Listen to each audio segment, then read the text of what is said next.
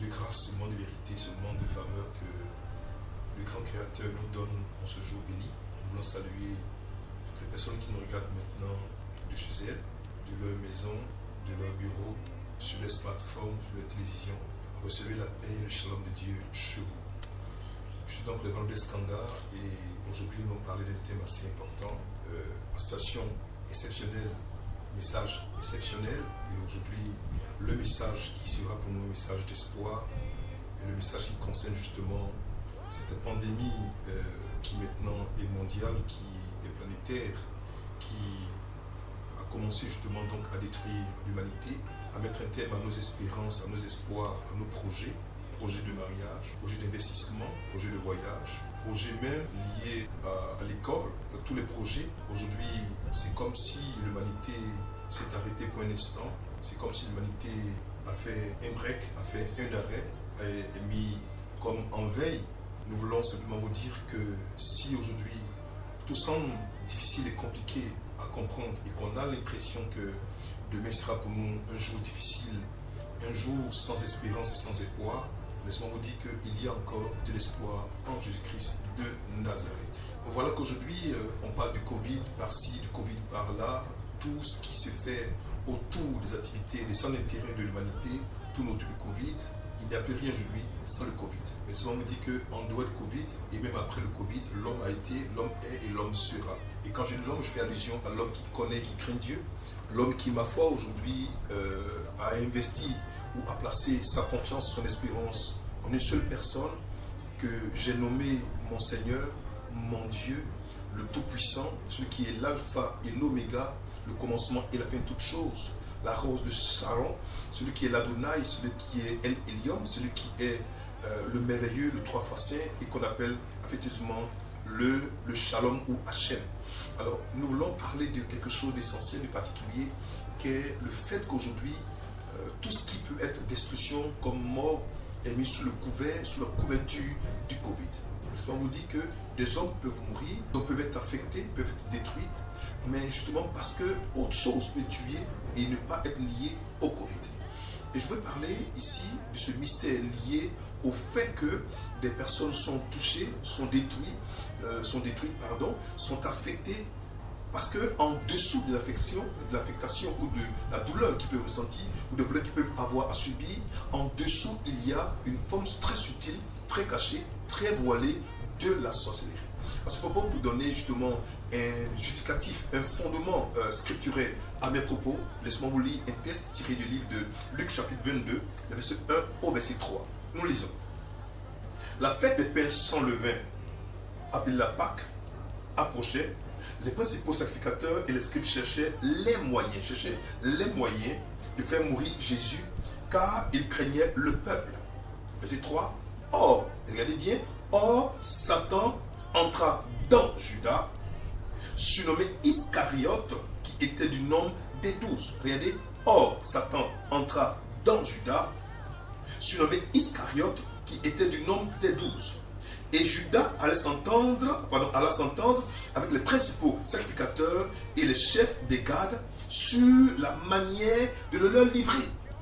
Alors ici, lorsque nous regardons ce texte, on a l'impression que la personne qui justement ce soir-là, le soir de la trahison, le soir où l'humanité a vendu son créateur au travers donc de Judas, on a l'impression que ce jour-là, c'est Judas qui a trahi et qui a donné le baiser de Judas à Christ. Mais lorsqu'on se tient à l'analyse du texte, nous voyons que c'est vrai que Judas était la personne physique qui était là, qu'on voyait, qu'on percevait, mais en Judas, un être malicieux, un être mauvais, un être qui a le ministère à trois volets, tuer et égorger, était entré. Donc s'il était entré en Judas, et que Judas est allé présenter, est allé montrer le lieu secret, de là où le Christ et son cabinet se réunissaient, en réalité, en fait, la vraie personne qui, au-delà de l'apparence physique de Judas, avait trompé, avait détruit, avait vendu, c'était alors Satan le destructeur. Alors aujourd'hui, beaucoup de personnes peuvent avoir des symptômes qui apparemment peuvent être assimilés au Covid, ou que dirais-je, au coronavirus. Mais laissez-moi vous dire que, quand bien même aujourd'hui, nous sommes confrontés à cette pandémie, cette maladie qui tue hommes, femmes, enfants, riches, pauvres, grands, petits, blancs, noirs, peu importe, Mais n'oublions toujours pas que la sorcellerie continue de battre son plein et d'agir et de détruire. Aussi, nous voulons inviter nos frères et nos sœurs à prendre conscience qu'on ne doit pas occulter, on ne doit pas rejeter, on ne doit pas laisser tomber le fait que nous devons faire attention et avoir un discernement pointueux pour alors avoir à chasser cette maladie qui opère au travers du pouvoir caché et surtout la sorcellerie.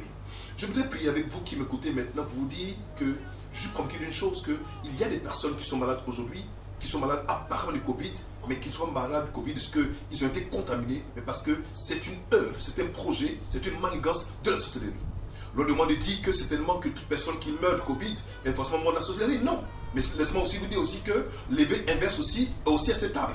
Car des personnes peuvent avoir les symptômes apparents, médicalement prouvés du Covid, mais qui sont provoqués dans le monde de la sorcellerie.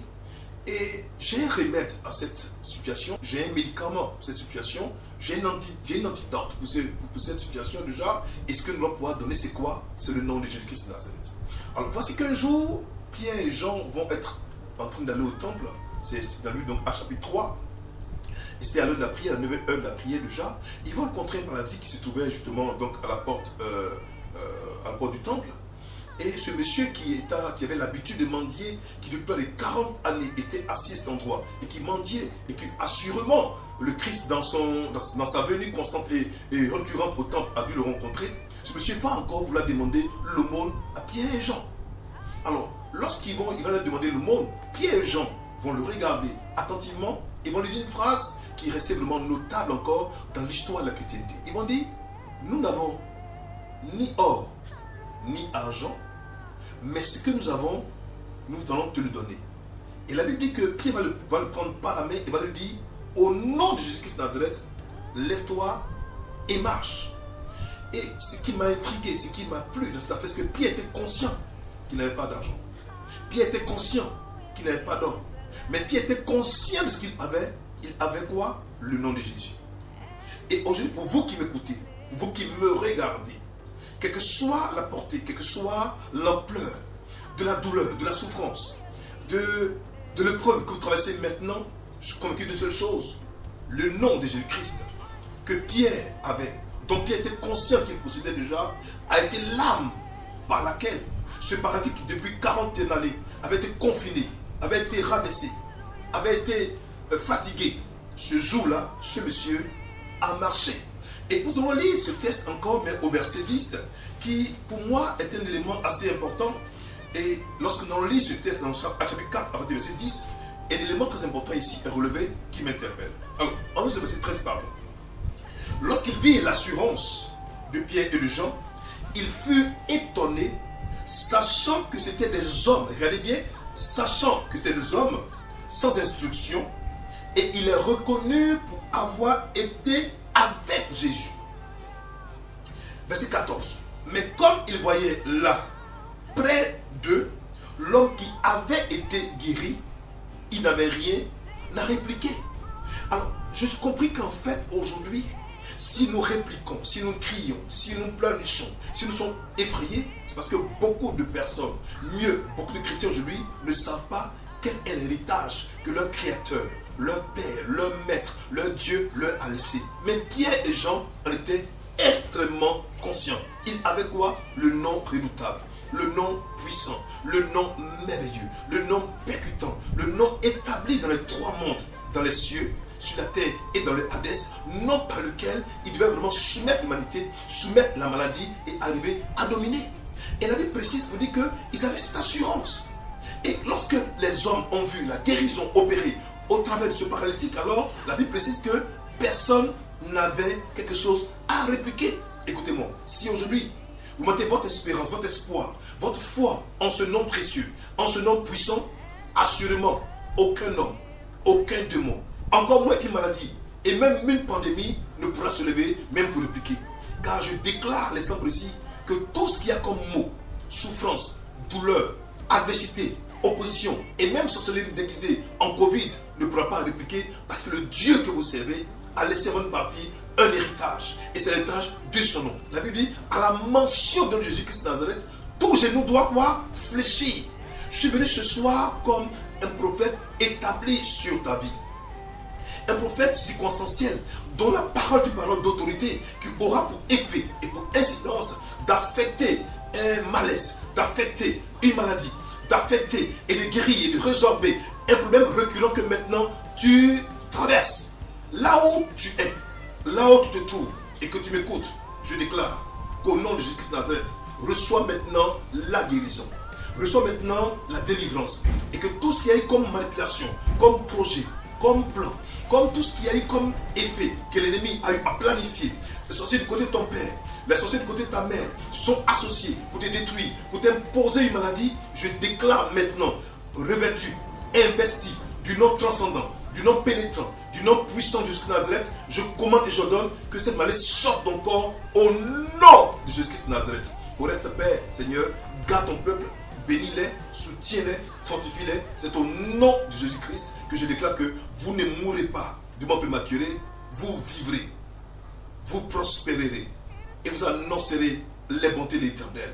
Et quand cette pandémie finira déjà, vous ferez partie de ceux qui, lorsqu'on fera le décompte de l'Église et même de l'humanité, de votre quartier, de votre entreprise, de votre bureau, vous ne serez pas en reste, car votre nom sera sur la liste de ceux qui sont les vivants et non les morts. Nous voulons prier avec vous. Nous avons parlé, nous avons expliqué pour dire qu'il peut avoir qu'on puisse être malade et que cette maladie peut avoir une apparence d'être une maladie purement naturelle, mais peut cacher un roulant caché de ce qui peut être lié vraiment à une opération occulte, nocive, néfaste et destructrice de la sorcellerie qui peut se camoufler comme Satan s'est camouflé dans le corps de Judas pour justement vraiment amener la destruction. Alors, je vais vous inviter maintenant, là où vous êtes, là où vous m'écoutez, si vous êtes assis, que vous pouvez vous lever, tenez-vous debout. Si justement vous pouvez mettre à genoux, mettez-nous en genoux et nous allons prier le Seigneur. Répétez après moi cette prière. Seigneur Jésus, aujourd'hui j'ai écouté ta parole. Je sais que, en dépit de toutes choses encore, il y a encore de l'espoir. Merci. Laissez venir à moi l'impact, la force, la puissance du nom révélé, du nom transcendant de Jésus-Christ de Nazareth, mon Seigneur et mon Dieu. Seigneur, merci, parce qu'aujourd'hui, comme dit la parole, quiconque invoquera le nom du Seigneur sera sauvé. Seigneur Jésus, je vais t'invoquer, te supplier, t'appeler à étendre ta main sur moi maintenant pour guérir ton fils, ta fille. Seigneur, merci parce que je sais que maintenant, le pouvoir de ton nom, la puissance de ton nom, l'impact de ton nom, la force de ton nom me guérit maintenant. Je le crois et je le reçois par la foi. C'est au nom de Jésus-Christ que j'ai prié. Amen. Dès l'instant que vous avez fait cette prière, soyez assurés déjà, frères et sœurs qui me regardez, assurément, vous constatez maintenant dans votre corps cette guérison qui est chose faite et définitive. Soyez bénis, que Dieu vous garde et à très bientôt. Au revoir.